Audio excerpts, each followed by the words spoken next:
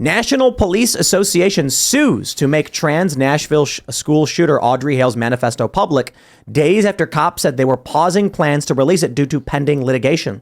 The National Police Association filed the suit on April 28th for the release of the Audrey Hale's penned manifesto. Calls for the release of Hale's manuscript have grown since Hale opened fire on the Covenant School in Nashville. So here we have a story about a transgender woman who killed 3 children and faculty members, and we still don't know the official reason.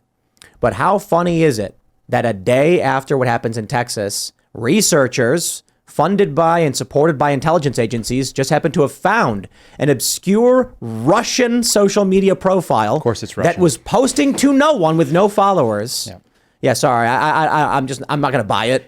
But look, if regular people want to believe this stuff, I don't care. It's true. It's not like it was his Facebook page. It's not like it was his Twitter account. It's not like he had some YouTube page with a ton of stuff on it. I think that I read that there is a YouTube page, but it wasn't extensive. So the whole idea that there's this long history of him watching these things and blah, blah, blah. These are very, very superficial and only surface level connections. And they're doing everything they can to make it, about it's the spaghetti technique. Exactly. Yes. You throw it against the wall, you Whatever see what sticks, sticks, and none of this is going to stick because it's weak. And like I said, it's not backstop, it's not shorts. What's interesting too is, look, National Police Association is the one suing for it. Yeah. And I don't claim to speak for all law enforcement, but I know enough people that work in the law enforcement world. That's the background that I came out of. And I've got buddies who are former cops. I got buddies that are former federal agents. They all want this thing public. There's no excuse for not exposing it. And so generally speaking, people, and that's the nice thing about this story, is that you see there is someone from the National Police Association putting money behind a lawsuit saying we are trying to get this thing out. I guarantee you the people that work for Nashville PD want it out too. They want to, because their officers responded in a flawless way. Technically, like outstanding response to what happened, right? They went out there and they solved the problem in a way that, and when you look at those guys, like they were not gung-ho about being that. That wasn't the day they planned. The guy even gave his press conference. I thought it was really emotional.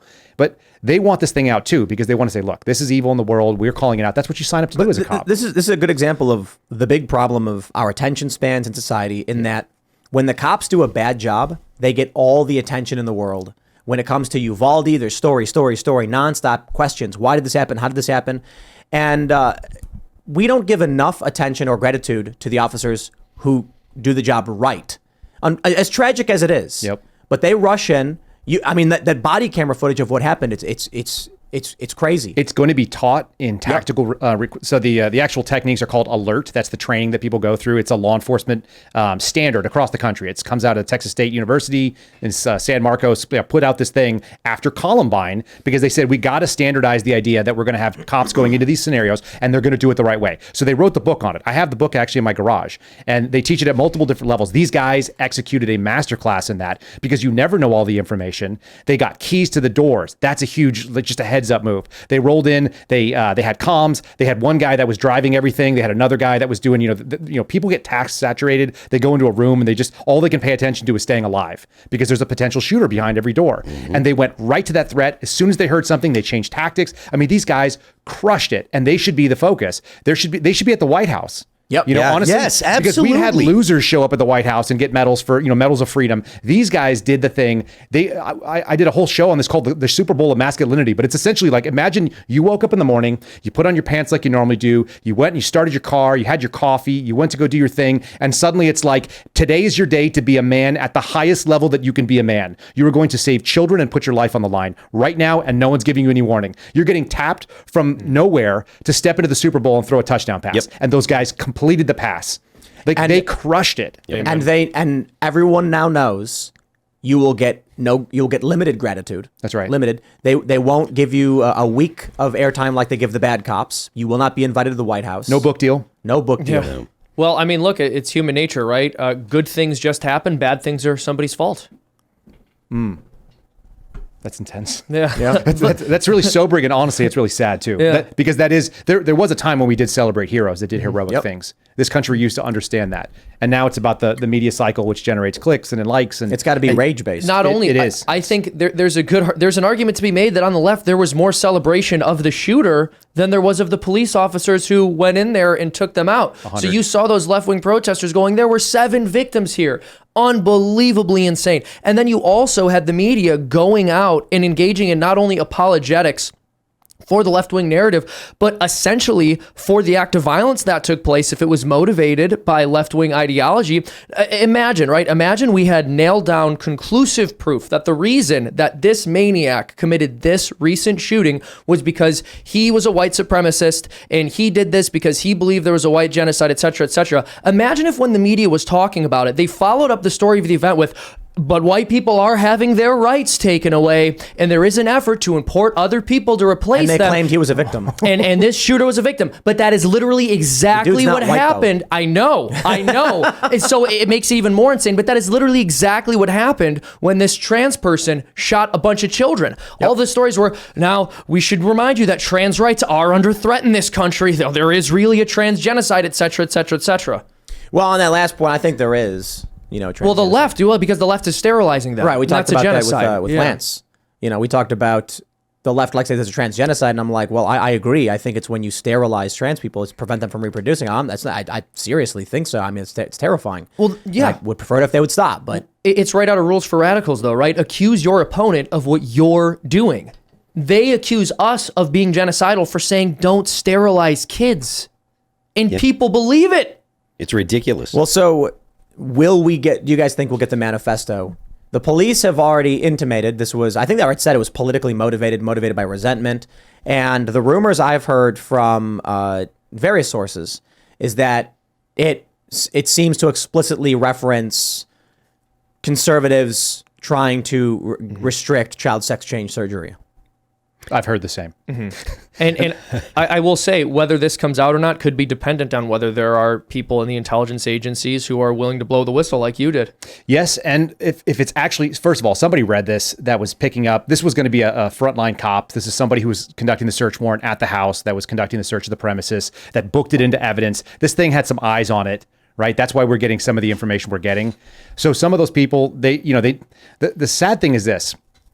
Our country used to celebrate a look behind the curtain, a look into sort of like what the government is up to when they're keeping it from us.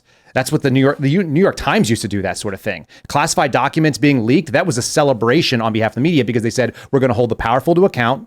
And journalism used to be a blue-collar endeavor. And now what we see is they defend whatever that narrative is on the behalf of the government. We were talking before we started, but it's like, when did the kids stop being so punk rock? Yeah. Like the whole game used to be that whatever the man wants, I'm going to do the opposite, even if it's dumb for me. The kids are not doing that anymore. The band The Offspring has a song on their first album that I cannot say the name of. If I say the name of one of the songs on their first album, and anybody can Google it, it would likely result in some men in suits knocking on my door the next day. Let me just put it that way. The name of the song is a direct threat on government officials, instructing people to do a thing. And they had that song available, I think, for like 10 or 12 years until I had it on cassette. The song? I'm pretty sure. Yeah. You probably did. I had the first album on cassette.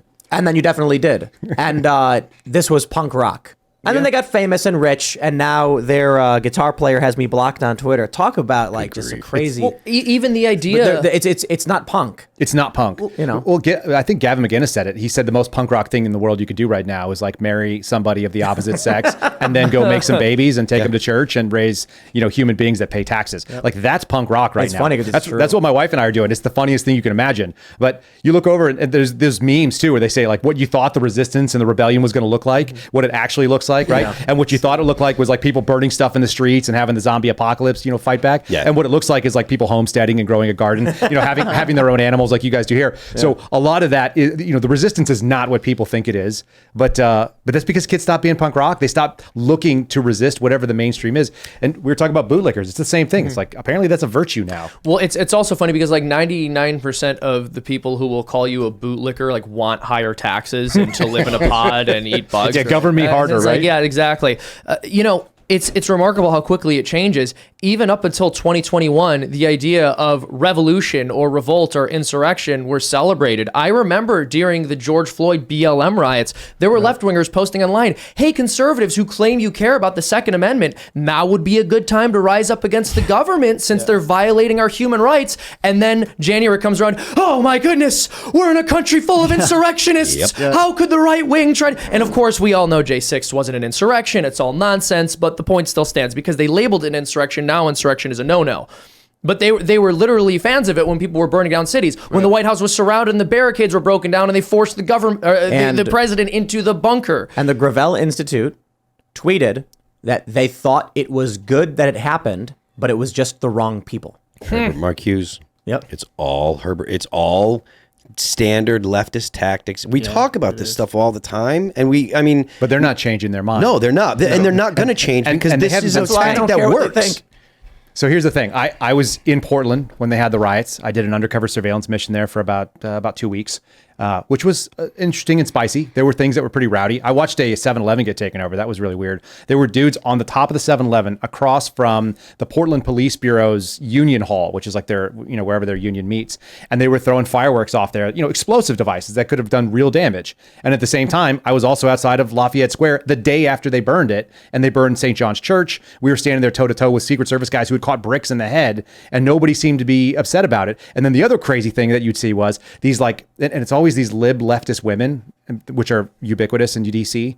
They were bringing snacks for the protesters. So they're bringing like bags of granola bars and stuff to fuel the rioters later on that night. And they're putting them on top of piles of bricks. And I'm like, one, why are there loose bricks here on the street? This seems like a security problem. We're going to solve that. Also, what are you trying to do? Because I guarantee if you had done something like that for January 6th, let's say you were running like a riot ribs outside of the January 6th, the protest, you would be hit with like some sort of like providing material support to terrorism. Yep. I guarantee it. You would have a 266 case on you from the FBI, and they'd be banging on your door to take your rib smoker. Yeah, and most of the people who got your ribs have probably been feds too. This is for feeding government workers without a permit. Disavow.